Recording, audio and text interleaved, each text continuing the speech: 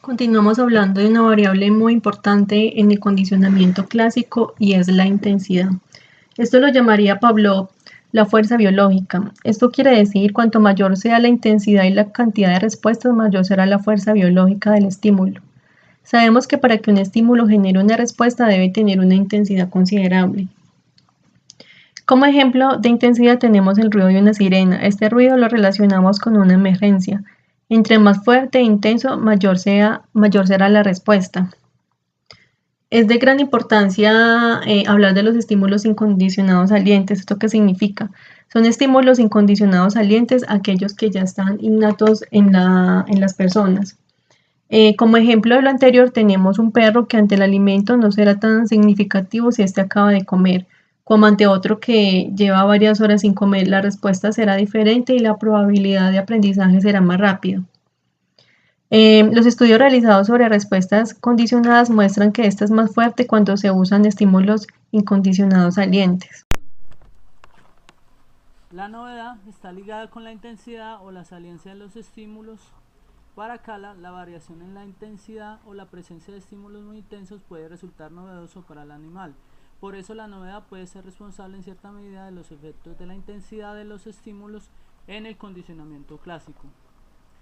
Según lo que dice Cala, para que un estímulo sea muy novedoso debe tener intensidad y saliencia. La intensidad está relacionada con la eficacia de los estímulos para generar condicionamiento. Esto quiere decir que a mayor intensidad, mayor eficacia del estímulo en provocar condicionamiento.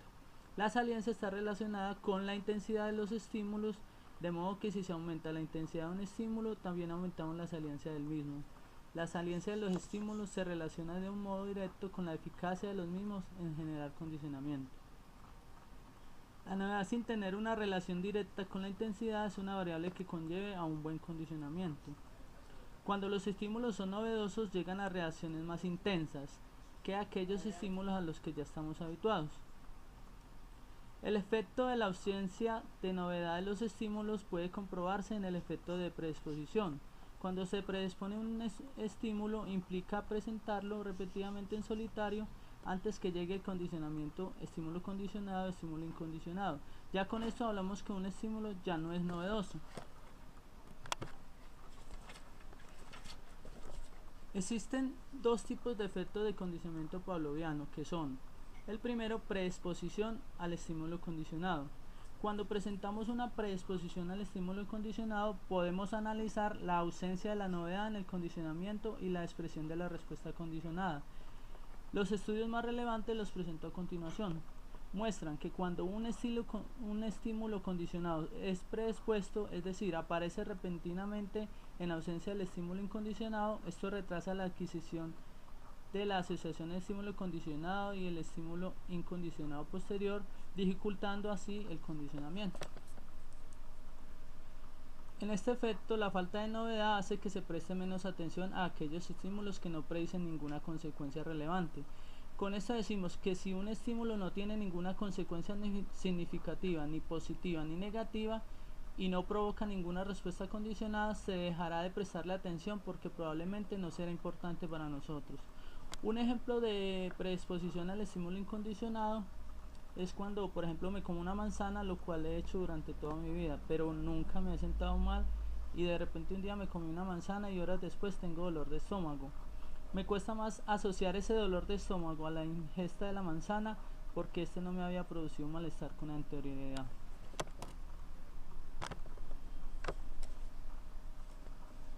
Bueno, el otro tipo es la predisposición al estímulo incondicionado.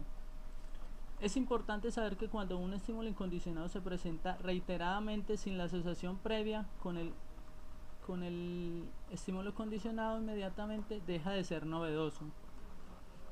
Un ejemplo de predisposición al estímulo incondicionado es, por ejemplo, cuando me duele el estómago casi siempre sin ninguna razón, o sea,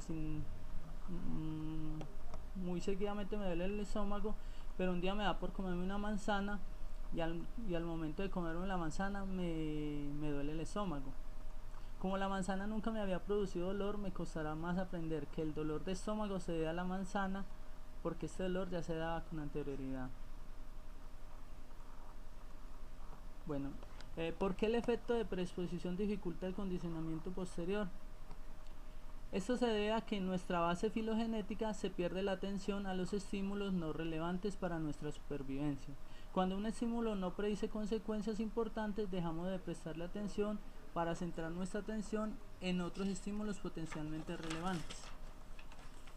En la siguiente tabla encontramos lo que es la predisposición al estímulo incondicionado, el estímulo condicionado. Los entrenamientos que analizan el efecto de predisposición se analizan en dos fases. La primera fase, que es la predisposición tanto en el estímulo condicionado como en el incondicionado. Se presenta de forma aislada para que en una segunda fase se empareje el estímulo condicionado con el incondicionado. Se puede notar que en esta fase la familiarización inicial con el estímulo condicionado retrasa la adquisición del conocimiento, o sea, una poca respuesta condicionada. Eso aplica tanto para cuando se predispone el estímulo condicionado como el estímulo incondicionado. Naturaleza del estímulo. Antes de iniciar con el tema, debemos tener en cuenta los siguientes puntos. Primero, los tipos de estímulo. Estos son los que determinan el condicionamiento y la respuesta que va a tener lugar.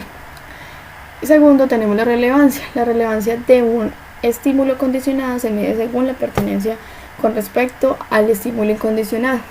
Un ejemplo de este es el experimento realizado por García y Collin en 1966, el cual tenía como objetivo ver cuáles de los estímulos condicionados, es decir, a nivel gustativo o audiovisual, eran más susceptibles de condicionarse con los diversos estímulos incondicionados, ya sea la descarga o el malestar. Según esta tabla, los resultados que arrojaron fue que a nivel gustativo para el grupo 1, poca respuesta condicionada, y mientras que para el audiovisual mucha respuesta condicionada. Por el contrario, el grupo 2 a nivel gustativo mucha respuesta condicionada y audiovisual poca respuesta condicionada. El condicionamiento de segundo grado es aquel en el que se aprenden dos asociaciones que comparten un elemento común, un estímulo que toma el papel de estímulo condicionado en una asociación y posteriormente toma el papel de un estímulo incondicionado en la segunda. Aquí se puede observar en la tabla que el condicionamiento de segundo orden tiene una serie de fases en la que tiene algunas variaciones y que al final se produce mucha respuesta condicionada. Un ejemplo directo de ello es que como tal el metrónomo, la comida y el perro, digamos que se asocian. Al asociarse se convierte en un estímulo condicionado 1 que da una respuesta condicionada, que es la salivación. Luego la luz se asocia con el metrónomo y se convierte en el estímulo condicionado 2 para la misma respuesta condicionada. Básicamente este es un tipo, el condicionamiento de segundo grado es un tipo de procedimiento en el que se utiliza un estímulo parcialmente condicionado para un condicionamiento de un nuevo estímulo. Tenemos el contracondicionamiento. Este es tomado como base de muchas terapias de conducta, pero no garantiza la eliminación del aprendizaje original, por lo que la respuesta condicionada inicial puede reaparecer después de un tiempo o en un contexto diferente. Básicamente este es un tipo de procedimiento que se utiliza para variar o intervenir la respuesta condicionada anterior utilizando un estímulo incondicionado distinto al utilizado previamente. Un ejemplo de esto es el contracondicionamiento, es esta imagen que podemos ver acá al lado izquierdo, en el que se ve una campana, el perro y la comida. Antes él escuchaba la campana y se alarmaba, tenía miedo. pero y luego le daban la comida, él sentía pues como un premio, que era un premio y que por lo que había hecho. Cuando se asocian estas dos, es decir, la campana más la comida, el perro ya va a tomar una postura diferente sobre el ruido de la campana, para un resultado que después se evidencia que al escuchar la campana, el perro piensa que ya no va a tener miedo y piensa que este va a ser un premio o que es el momento de darle comida. Por otro lado tenemos el precondicionamiento sensorial. Se da el aprendizaje entre dos estímulos sin fuerza biológica que no provocan respuestas intensas, a diferencia del contracondicionamiento. En esta sí se presenta dos estímulos con gran fuerza biológica y dos estímulos que presentan una respuesta intensa, mientras que este no. Aquí se evidencia un ejemplo más de lo que el aprendizaje y la ejecución son procesos muy diferentes.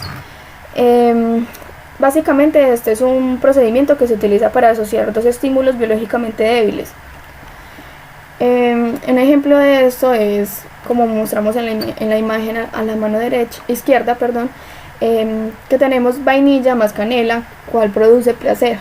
En este podemos decir que el estímulo incondicionado es la vainilla, el estímulo condicionado es la canela y la respuesta incondicionada es el malestar. La respuesta condicionada sigue siendo el malestar. Como tal, se dice que se puede aprender asociaciones entre estímulos que tan solo logran una breve respuesta de orientación antes del condicionamiento. Gracias, eso fue todo hasta el momento.